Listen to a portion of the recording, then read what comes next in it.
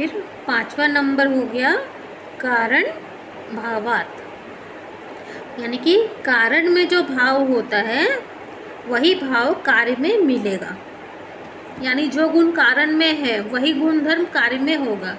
यानी कि आप समझिए कि माता पिता के गुण जैसे उनके बच्चों में आते हैं ना, तो वही गुण वैसे ही जो कारण का गुण होगा वही कार्य में भी आएगा, है ना।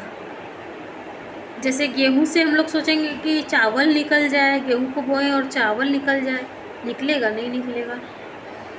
मटर बोया, मटर का बीज लगाया और चना सोचेंगे निकल आए तो होगा? नहीं होगा। वैसे ही कहने का मतलब है कि जो कारण है में जो भाव होता है, कारण में जो गुण होता है वही कार्य में भी होता है। तो निष्कर्ष यहाँ पे हम लोग क्या समझेंगे इसका? कार्य और कारण एक ही द्रव्य की दो अवस्थाएं हैं। कारण अव्यक्त अवस्था है और कार्य जब होता है तो वो व्यक्त अवस्था में हो जाता है। यानी कि जैसे कि प्रकृति है वो पहले अव्यक्त होती है, लेकिन जब उसमें से सृष्टि उत्पन्न होती है, सृष्टि का विकास होता है, तो वो क्या हो जाती है? व्यक्त हो जाती है, यानी कि प्रकट हो जाती है। ठीक है। अब हम लोग देखेंगे कि पुरुष के अस्तित्व का प्रमाण, कि पुरुष का जो भोजन कहते हैं कि पुरुष क्या है नहीं है, उसका प्रमाण देख लेते हैं कि कैसे प्रमाण होता है, कि प्रमाणित होता है कि पुरुष है, यानी कि आत्मा है। इसके लिए प्रमाण दिए हैं। तो पहला प्रमाण है संघात, 17वीं कारिका में है। इसको आप देखिएगा, सांख्य कारिका की 17 नंबर जो कारिका है उसमें वो दिया हुआ है। किसी वस्तु का इकट्ठा होना, यहाँ हम इसे वस्तु के रूप में लेते हैं या पदार्थ के रूप में लेते हैं। कोई भी पदार्थ या चीज़ अपने खुद के लिए नहीं है। कोई भी पदार्थ है या चीज़ है वो अपने खुद के लिए नहीं होती है, वह स्वयं अपना उपयोग नहीं करती है। जैसे जितनी भी चीज़ें हैं वो जड़ है, आत्मा को छोड़कर एक ही चेतन है। ठीक है। हम लोग को जैसे हमने पढ़ा है कि सर से, तो वैसा ही मतलब उन्होंने बताया कि जितनी भी चीज़ें हैं इस सृष्टि में, देख लीजिए आप, जितनी भी चीज़ें हैं वो जड़ है। मतलब एक निर्जीव, अगर हम लोग एक पेन का उदाहरण लेते हैं, जैसे ये पेन है तो ये भी जड़ है। ठीक है।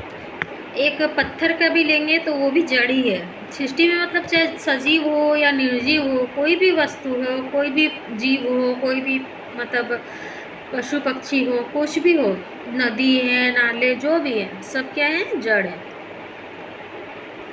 और चेतन क्या है? चेतन सिर्फ एक आत्मा है, यहाँ पे उसे पुरुष कहा गया है, वही है। तो इसको, जड़ को हम लोग क्या करते हैं? साधन बनाते हैं। उसको हम लोग को साधन बनाना है। ठीक है। आत्मदर्शन किसका साधन बनाना है? आत्मदर्शन, कि हम लोग अपनी आत्मा को अपने भीतर झांक के देख सके, उसके लिए हम लोग को इसको साधन के रूप में देखना, साधन बनाना है। आत्मज्ञान का साधन बनाना है, परमात्मा दर्शन का साधन बनाना है, ईश्वर साक्षात्कार का साधन बनाना है, और हठ योग के हिसाब से अगर हम लोग कहेंगे तो राजयोग प्राप्ति का साधन बनाना है हम लोग को। ये जो भी जड़ है और प्रकृति से जो भी निकलता है, चाहे महत बोलिए, फिर अहंकार बोल दीजिए, या हमारे जो कर्म इंद्रिय हैं, ज्ञान इंद्रिय हैं, मतलब सूक्ष्म भूत, स्थूल भूत, जो भी है, ये जो भी मतलब प्रकृति में से निकलती है, सबको हम लोग को साधन बना लेना है। तो जो जितनी भी जड़ चीज़ें वो अपना उपयोग स्वयं नहीं करती है, मतलब वो स्वयं उसको नहीं भोगती है ना, और अपने आप को भोक्ता भी वो नहीं बनाती है। वो क्या है? दूसरों के लिए भोज्य है। इसलिए प्रकृति भोज्य है।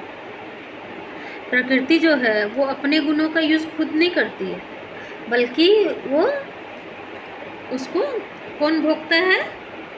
पुरुष भोगता है।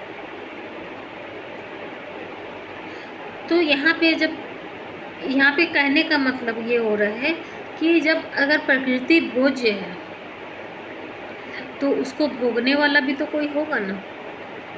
तो वो कोई तो मतलब ऐसा है जब प्रकृति मतलब जो जड़ है वो खुद को नहीं, जब खुद नहीं भोग मतलब भोज्य है, जब वो खुद भोज्य है मतलब उसको कोई और भोगता है, वो स्वयं उसका मतलब उपभोग नहीं करती है अपना, कोई तो होगा जो उसका उपभोग करता होगा।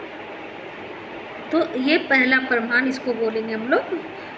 तो सांख्य क्या बोलता है कि जो वो भोगने वाला है वो पुरुष है। ठीक है, अब देखते हैं दूसरा नंबर।